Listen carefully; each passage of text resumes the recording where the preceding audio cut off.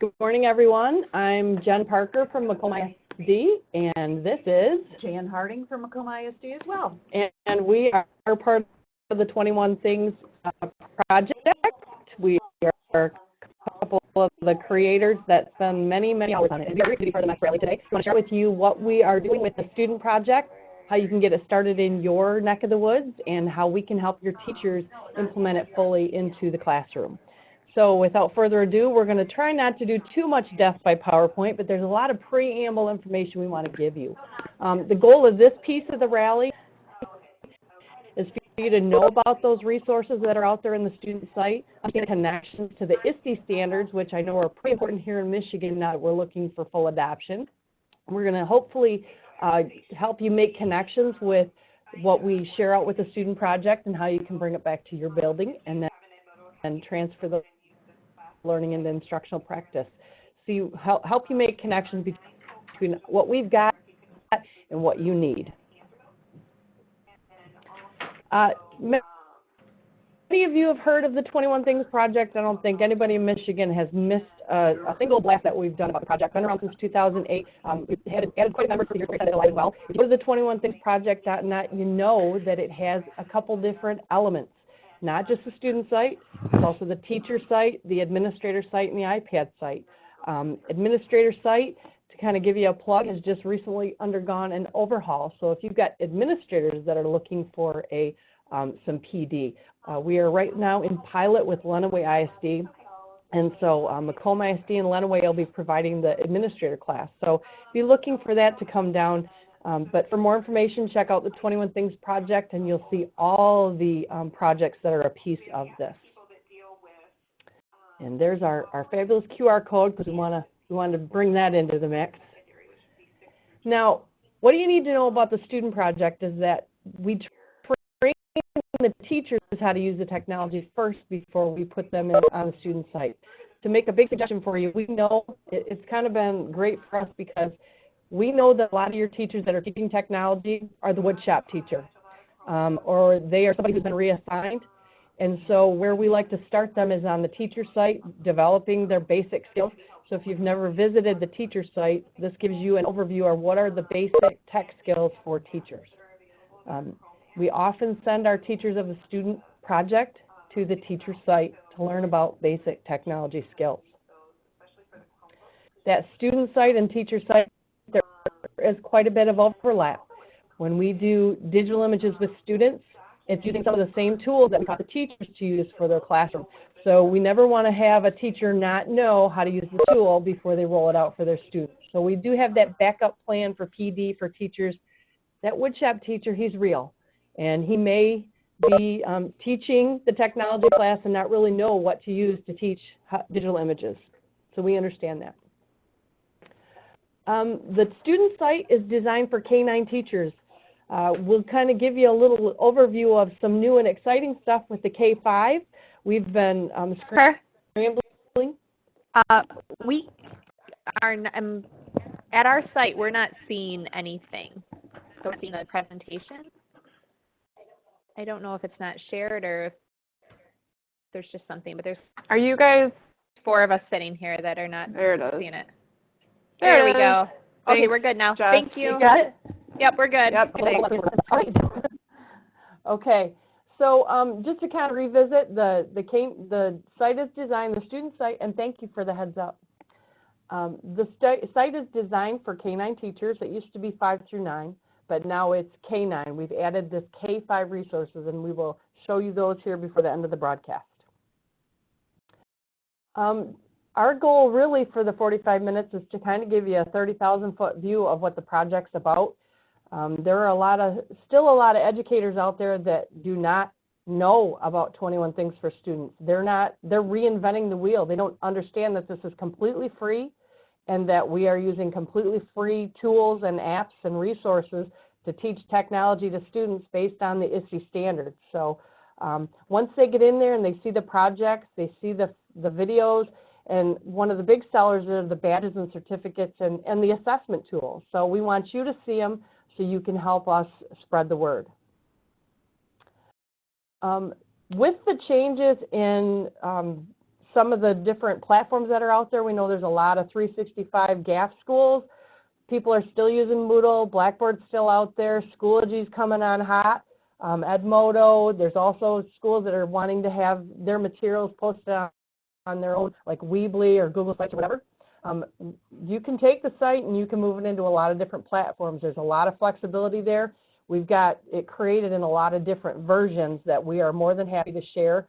There is a teacher resource page that Jan will get to, and she'll show you where to get some of the resources to set it up in your platform.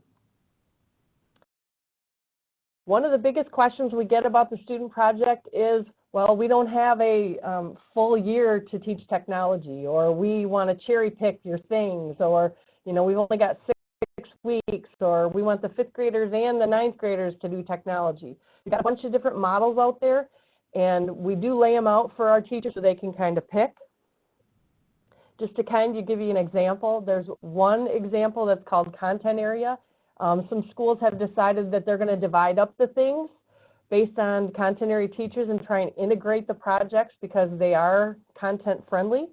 So for example, your social studies teachers might do the social networks, hands-on, live, buyer beware. You guys can see some of the examples here. These are just samples. Different schools have done it different ways, depending on the tech savviness of the teachers and really the content they hope to get to. Another model is multiple years, multiple grades. You know, originally we were 5, 6, 7, so you could divide the things up into multiple compartments. That kind of speaks for itself. There's also that full year. I don't know very many schools in Michigan that are still doing a full year of technology. And if there's anybody in the house that's doing that, we'd love to hear about it. And then the last one we call the cherry picker, really, because teachers are just going in and picking things that they want to learn to use with students. There's some great projects, so they are just going in and cherry picking the site based on what they want to do. In our estimation, why you'd want to use the site, basically because the ISTE standards, first word would be free because it's free. Second word, because it's standard-based. There are lots of assessments built in. We have been aligning ourselves with that My Roadmap and the State Ed Tech Plan. We've got a lot of resources behind us, and we've been around for quite a few years. And we're free, and we're in the trenches with you guys. So we want to get as many people out there using it as possible. We have built in that TRIG checklist for online skills. This is becoming quite dated, that student checklist for technology skills that was done by TRIG a couple of years back, but it still stands to reason that, you know, we've got kids in different grade levels that need to be ready for the M-STEP and the My Access Online pieces, so we've got to get them ready. And so we use these lists to kind of guide some of the quests and projects that we do. The other thing that we've recently done is we've been checking in with Michelle Ryban and Anne-Marie Mates and the My Roadmap. I know Anne-Marie's been doing a fabulous job gathering feedback on the My Roadmap piece and those 5 elements, those 5 goals of how we're going to transform education through technology. And we are building that into our 21 Things project. So wanted you to definitely know that that is happening. So I'm going to turn it over to Jan, who's going to take us into the how does this all work. Okay, and how's my sound, folks? Am I okay? Great. I appreciate the thumbs up, Jessica. That's helpful. So let's assume for a minute that you are going to bring some teachers on board to teach the 21 Things for Students project, whether it's going to be your classroom teachers, as Jen mentioned, taking different things and teaching them to the kids, or whether you're going to have a dedicated technology teacher in a lab setting. Whatever model you choose of the models that Jen shared with you, your teachers and possibly your technology directors and coordinators are going to have to talk about some of these pieces. So let's take a look at what's on this slide. The first thing you're going to do is determine how students will access the content. Now, Jen mentioned earlier that our content is freely available out there on the web for anybody to use. If you choose, you can put some of the content in an LMS, such as Schoology or Blackboard or one of the other LMS options that Jen mentioned earlier. Another option is for students just to use the website. You don't have to build an LMS to use 21things4Students.net. Students can just go live to the website. However, teachers will still need to determine where are students going to submit their work. We're trying to get away from the, printing off things and having kids hand things in. We're moving more toward paperless classrooms. That being the case, there's some options that you need to consider. One is to have students create digital portfolios. And digital portfolios are available on a lot of those LMS platforms like Blackboard, Moodle. It's certainly in Schoology. Schoology's got a pretty robust one. They might submit their work in Google Classroom. You also need to consider how students are going to use the assessment pieces that are there. We have formative assessments. We've got Quizlet card sets. We've got ProProf quizzes at the end of each of the things that students can take to sort of show that they understood some of the content they went through. And students also can earn badges, as Jen mentioned earlier, too. I'm going to show you where those badges and quiz answers and all of that lives. Certificates are available to distribute, so everything has a badge and a certificate. And again, those could be administered by printing them off, by delivering them electronically to students in an LMS, or some other method that you determine. So those are things you're going to want to think about. Oh, Canvas also has an LMS as well, so that's another option for you. There are also rubrics to help teachers evaluate student project. Remember that the 21 Things for Students is a project-based approach. We're not just teaching isolated technology skills. We are trying to use project-based learning to help students create something with the skills that they're learning, and you will see that when I go through this. And we also have teacher guides available for each and everything that specifically goes through a lot of them, whatever teachers are going to need to know in terms of materials, websites, directions, etc. And you're going to see those in a minute. So I am going to leave the PowerPoint right now. I want to take you live to the site. So let's go ahead, and you should be seeing, it's underneath one of the tabs here, the 21 Things for Students. So let me know if there's any problems with seeing the site, but it should be live for you right now. When you go to 21things4Students.net, this is what you're going to see. You're going to see a resource that, the page that gives you all of the resources for the 21 Things. And each of these links is a live link. And what I'm going to do right now is kind of walk you through a sample thing. So I'm going to take you to one that I just happen to know well. This is the digital images thing. And Joe, in terms of recommending a platform, I did see your question pop up. I really like the Schoology platform, but that's a discussion that's really best left to you at your independent district level, because you should be using whatever your district recommends that you use for your platform. If you want to have a sidebar conversation sometime about it, I can tell you the pros and cons of using some of the different LMSs or different platforms for administering this. So let's take a look at the anatomy of a thing. We did set up the site so that all of the things are laid out pretty much the same way. When you click on any of the things, you're going to see a title at the top of the page. On the right-hand side, you're going to see a sidebar that will enable you to click on any of the other things so that you can navigate easily.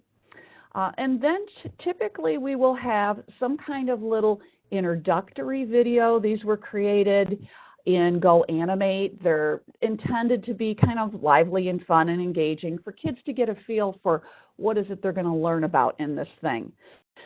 There's an introduction that just briefly encapsulates what's there. And then there are learning objectives. So everything has a learning objective, and there is a place where you can access slides for all these learning objectives as well. I'm going to be sharing that with you too. So the learning objectives are listed for each of the things, and then underneath each of the learning objectives on the things, you will see links to each of the quests. So think of the thing as being the overall topic that students are learning about, in this case, digital images. The quests are the specific activity pages. So you can see that there are 3 quests in this particular thing, and they do go sequentially so that students will build their skills throughout the quests. Even though the things can be taught out of order, you're probably going to want to teach the quests in order. Also on the right sidebar, you are going to see links to the teacher guide. Now I'm not going to click this right now because I'm going to share with you teacher resources in a minute in a tab at the top. It's, in my mind, easier to access all of the teacher guides that way. But it is available here. You also see student checklists. You need to decide, do you want your students to have this checklist? It's a list of all the activities they're going to do as they go through the thing, and they can check them off. You also have the learning objectives slide that I just mentioned earlier. So for those of you that are putting your learning objectives on the board, or you're required to do that, you could take this slide and put it up so that students see it when they come in, or print it off, or whatever you wanted to do with it. Finally, on the right-hand sidebar, we also have the websites and apps that can be used for this thing. You'll notice the little Android and Apple icons. So if you are teaching in a tablet-friendly classroom where some students are using iPads or Android tablets, you have some options there. It's not required to use everything you see there, but these are some of the resources that will be referenced as students go through the quest. So it gives you kind of a heads up about what you need to look for.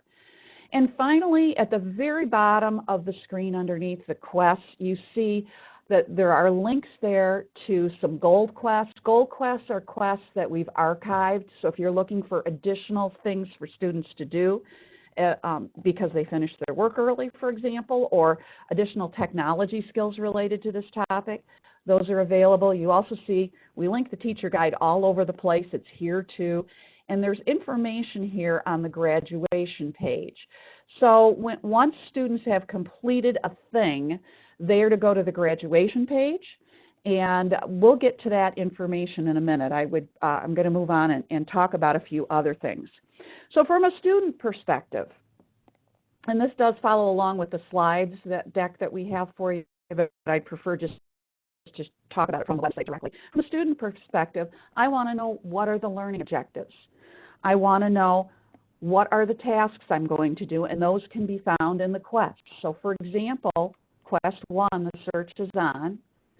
When I click on that, I get the introduction, I get the key vocabulary, I get the steps. You're going to see that in each and every quest: introduction, key vocabulary if it's appropriate, and the steps that students take. You'll also see that some of the quests have some audio as well for those students that need it. And there are these expandable options here where when you click on it, you'll get additional information. These were put in to keep the scroll of death feel out of the website, okay? So this will tell students, hey, for images and copyright step 1, I'm going to read this information, and I'm going to then move on to steps 2 and 3. And steps 2 and 3 are going to send me out to certain websites to get free images that we can use without copyright permission, some information about inappropriate images. You get the idea. So finally, in the last steps of the quest, whatever it happens to be, it will tell the students what they need to do. In this case, they're taking an image, they're resizing it, they're doing some simple photo editing using some simple tools that are out there, some simple image editing, and then they have to turn it in. And this is where you would direct students to turn it in to their LMS platform, to post it on their Weebly page, or whatever method you have chosen in advance for students to be able to submit their work. Okay? So that's kind of the anatomy of a thing, and that's what it looks like from a student perspective. Let's go next. I'm going to go back to the thing 10 here. Let's go to the graduation page and take a look at what it looks like once students have completed a quest. They will then be eligible for a certificate. Now this is just an image of the certificate, but I'm going to be showing you in a minute where to get the certificates and the badges. And they will follow the directions that are on this page. They will review the vocabulary. There are flashcard sets found in Quizlet for them.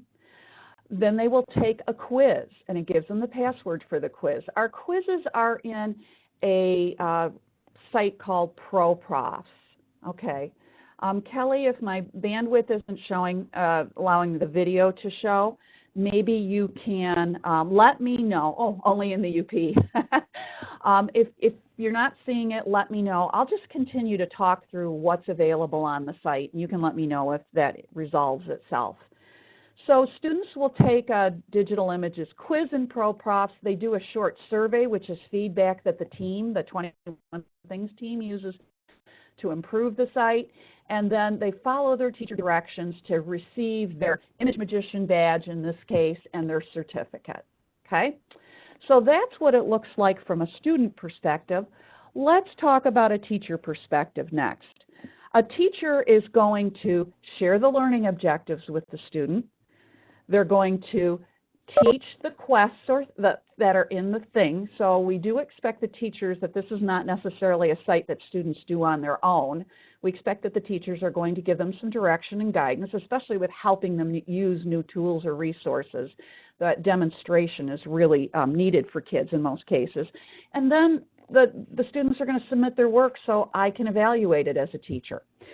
So we're going to talk a little bit about the planning, the teaching, the evaluation. And I'm going to take you out to the Teacher Resources tab, which you see I have expanded here at the top of the screen. The first thing that anyone does in 21 Things for Students as a teacher should be to register.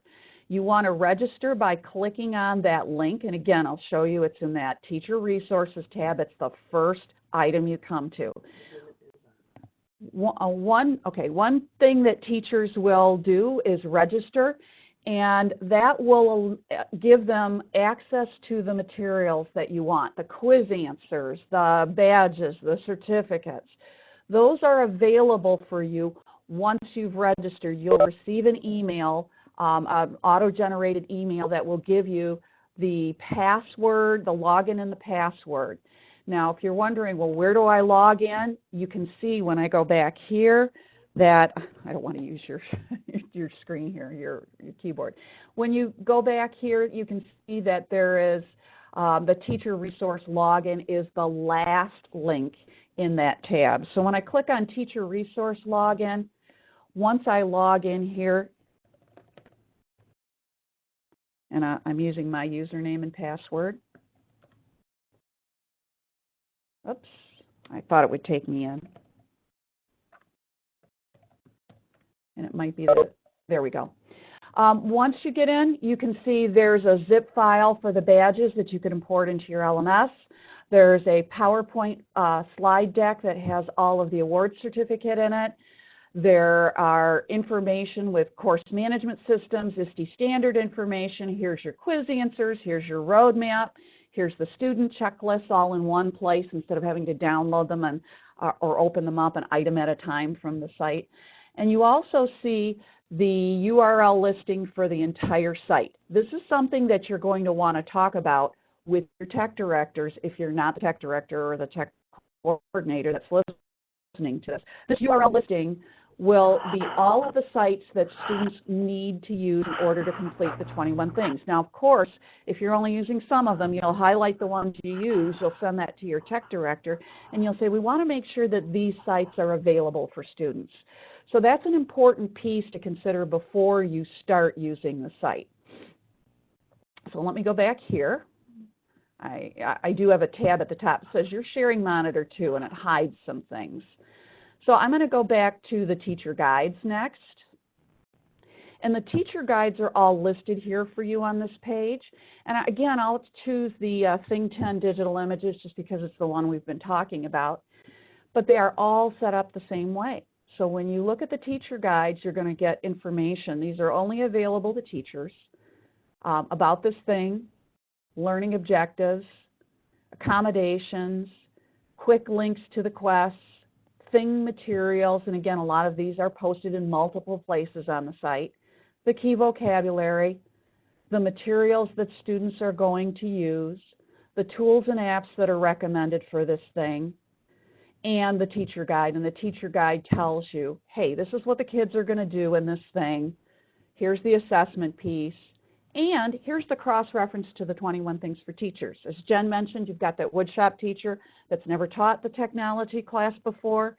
he or she can go out to the cross-references here on the teacher's site and get some more information that will give them tutorials on how to use those different technology resources. And let's give a shout out to Kate Grunow, who Okay. is one of our teachers who was in the trenches, who actually started creating these. And she's teaching the student project in her digital media class. And so she goes in and edits and tweaks and suggests and is very meticulous about the lesson planning here in the teacher guide. So these are done by teachers for teachers. Yes. So you have the resources to help you or your teachers set up to teach 21 Things, and we'd encourage you to take a good look at those and use them as you see fit. And we've done all the work for you. That's the great thing about it. So I'm going to go back up here, and we're going to take a look at a few more things in the teacher resources that I want you to be aware of before we take a look at a few of the things. So a couple of things you might want to be aware of. One is that Tech Boot Camp is also available. Oh, see, that happens sometimes. Tech Boot Camp is available, sorry, here we go, for those teachers that really could use some extra support in implementing this. If you have teachers that feel their technology confidence is low with implementing technology in the classroom, we run Tech Boot Camp workshops during the summer. We run them in different locations around the state.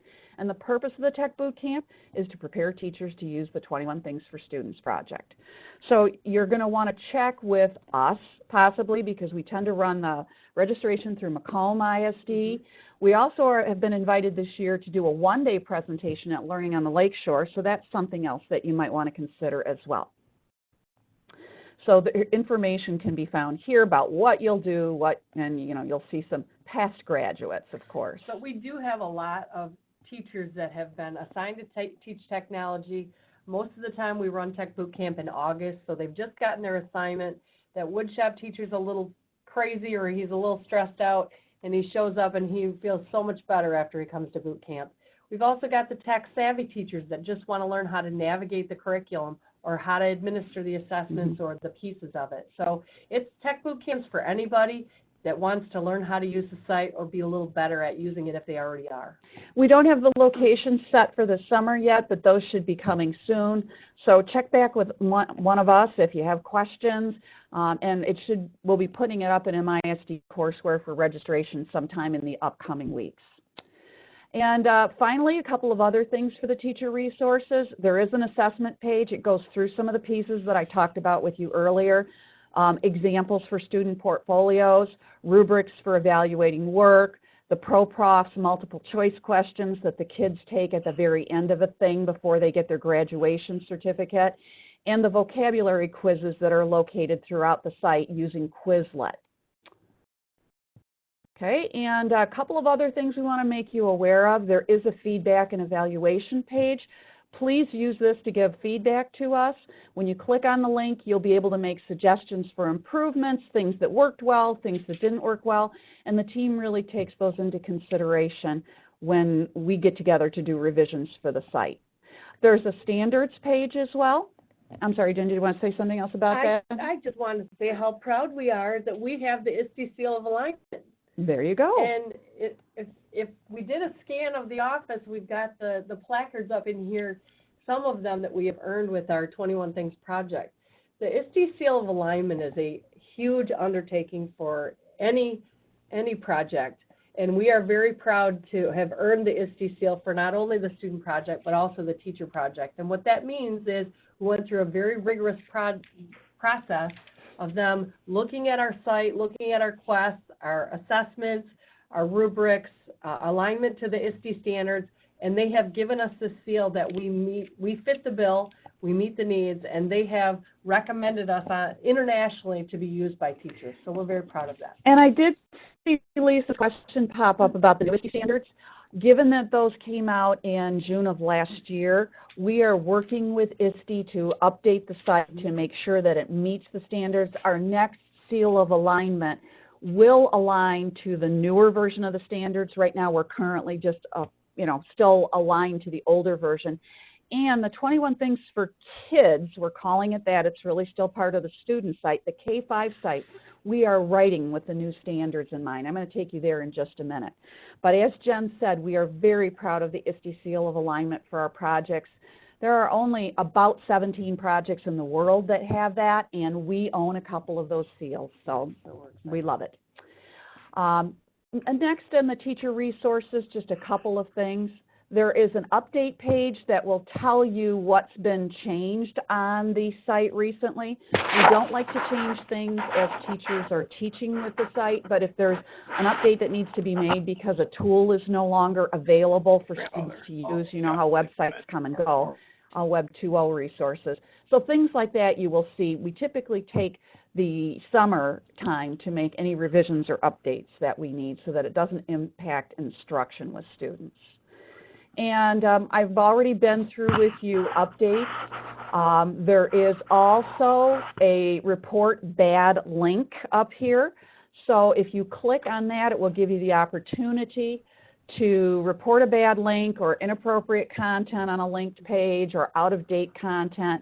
Feel free to click on that and to be able to contribute to the upkeep of the site. And we do have people that work on that. Several of our project people do. And I know you wanted to say something else. We're going to go to special education here for a minute. I just wanted to give you another update on what's coming. We do have one of our phenomenal AT reps in the state at Eaton Risa, Robin Pegg, is working on the UDL connections in our projects and quests. So I wanted to let you know that that is coming. And we are very, very excited about that. And you would have noticed in the teacher's guide that we have put in there a spot for how to teach the 21 Things for Students who need accommodations. And so that is a pretty big undertaking right now, but it is something that we're mindful of, and it is on our radar of short-term goals. So that's coming. And also, you heard me mention earlier that we are working on a K-5 version. We've been asked for years and years to do this, and have deferred it because of the lack of manpower and time. But now that the 21 Things for Students has been running as a pretty robust and completed project for a few years, we've turned our attention to the needs of K-5 educators. And I have a sample one here for you. This is beta. It is not ready for prime time. We're only putting it out here so that we can start getting feedback. We're going to be presenting about this at the McCall conference. So if you take a look at the K1, Carolyn McCarthy is on the team that is working on these. Each of us is sitting down with a group of educators who are actually in the classroom at the grade levels that we're targeting here. And she sat down with some of the K1 teachers, and they've come up with some activities. Right now we're using Symbaloo. That may or may not stick. We have some other possibilities with Foxbright that we are investigating at this time. But the Symbaloo, or the collection of websites, is going to be very visual for the K-5 project, so that when students click on one of those, it'll take them right out to the website that they need. This is going to be a more teacher-directed. Obviously, the student project, the 6-9 project or 5-9 project, teachers can do a minimal amount of presenting and intervention with students and then just allow them to work on the projects. The K1 or K2, K5, I should say, project will be a little more directed by the teacher, because that's what you need to do with technology until the students build their confidence. So you'll see that there are activities here and lesson plans. Carolyn's first one was a butterfly life cycle. We're trying to tie them into some content that teachers might actually be using in the classroom anyway.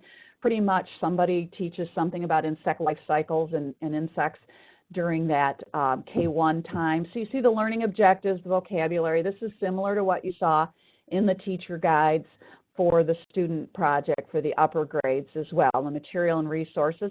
And here's the complete instructional plan, so that it kind of says, we're going to use the 5E model of it, engage, explore, explain, elaborate, and evaluate. I always trip on one of the 5Es somewhere. I don't care how many times I say it. Many of them. So you'll see that it's divided into those sections. You'll see that it's broken up that way, and it makes it easy for teachers to kind of expect that, okay, we're going to be engaging students with some event or information or video, and then we're going to explore together and so on, and move through the 5E model.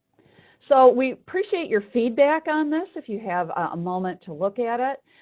We're really excited about launching the K-5. I know I've been working with the 4-5 educators, and we are actually taking those ISTE standards, those that have been adopted since the middle of last year, and we're building quests around the idea of empowered learners and global collaborators, etc. And it's going to be pretty exciting, I think. So watch for that. It's up and coming. Yeah, in 2-3, we're doing cyber sleuth and some digital intelligence and a couple other ones too. So got some really excited teachers that are in the K-5 project. If you know some teachers that are interested in piloting these units, we would really love to have their names. We are still gathering names for some K-5 classrooms that are willing to pilot our lessons. Yeah, that would be very helpful for us because the more feedback we get, the more robust we can make the project. So let us know. Send us those names if you can. And our email addresses are in the slide deck, the PowerPoint. So you can easily get in touch with us if you need to. Before we tie this up, we're going to tie this up pretty quickly here. We're running out of time, I can see. Just curious, I have the list of 21 things up on the screen. Is there anything that you see there that you would like to see? We can't take a tour of all 21, but we thought we'd put it up for grabs if there's something that you're not familiar with that you'd like to see. So I'll pause and see if anybody wants to jump in the chat box and say, oh, please show me this. Would it be easier to see on the home page? Yeah, it might be easier to see on the home page. Let's do that. Pick a thing, anything. Any suggestions from the crowd? Don't be shy. We're crowdsourcing here. Jeremy, or Jennifer says, sorry, I saw. Game design. All right, we'll take a quick look at that. Jen, do you want to say anything about it? You look we're pretty excited. I love it. We're excited about this one because we sent a couple teachers through the code.org certification training, and they came back to our ISD and are doing the code.org training with our teachers that are teaching the student project.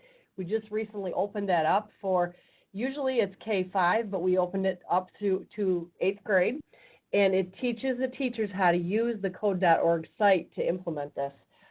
We've been using Scratch with this, GameStar Mechanic, and we also have another couple teachers that we did dabble a little bit in Alice and Python previously, but we're going back to GameStar and code.org, and those are pretty simple to use. Even the untech-savvy teacher is able to navigate the quest and the thing. Jennifer, to answer your question, there is a teacher guide for this. There isn't a parallel thing exactly on the 21 Things for Teachers site. But the reason we chose code.org and GameStar Mechanic and Scratch is because there are teacher materials available for those. Unlike if I said it's a little harder to find things for teaching Python, it's a little more time consuming to learn Alice. But code.org and Scratch and GameStar Mechanic, because they're directed at being used in classrooms, the tutorials and the materials for teachers are very robust. And thank you for validating that. I thought you agreed with our choice. And what we've tried to do is when we do tech boot camp, where the teachers need that extra help, we try to bring in an instructor to kind of spend a little bit of time using that code, using code or Scratch or GameStar to show the teachers how to use it during boot camp so they feel confident before they start the fall semester. We have time to share maybe one more thing if somebody wants to jump in there and say, let's take a look at this one. Do you see anything on the site that you would love us to open up before we award our prize for attending? And one of the kids' favorites. Okay. Since I'm not seeing any, Jen is pointing out one. Oh, digital storytelling. And then Kelly said safety as well. So both of those are great. I'm going to go to the cyber safety, and I'm going to tell you why. We have visited a number of schools in our region and talked to kids about what thing they like best. And we were very surprised to find out that cyber safety is one of their favorites. And you don't realize it, but kids pick up a lot of the anxiety about what's online and what we should be accessing and what we shouldn't be accessing. And they felt like after going through the cyber safety thing that it made them more confident with navigating the web.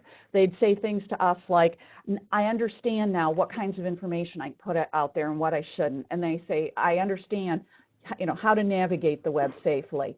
So in the cyber safety thing, they build a cyber shield after they learn about cyber safety techniques. They go through several quests called Protect Your Identity, where they go through simulations and games. And then there is a Stop the Bully series of 3 quests as well. So this is kind of a long one because of its importance.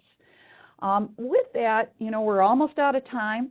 What we'd like to ask you, because we've been told that we can award a gift card, so if that's still the case, we'd like to know who is viewing our presentation from the furthest distance. Oh, we have 3 gift cards. Do we have 3 to give away? Oh my goodness. So go ahead and type in the chat box if you think you're the furthest away from Macomb ISD, and you folks probably know we're one of the big 3, Macomb, Wayne, and Oakland, tell us. Justin's in the UP, if he's still there. Mary Weaver says I'm on the moon. Okay. She really needs that gift card, I think. Let's get into this. Temperance, Michigan. Some of these I don't know where they're at, so I'm going to get in trouble here. I don't know what you were thinking when you decided to do when you Sorry, decided. I know.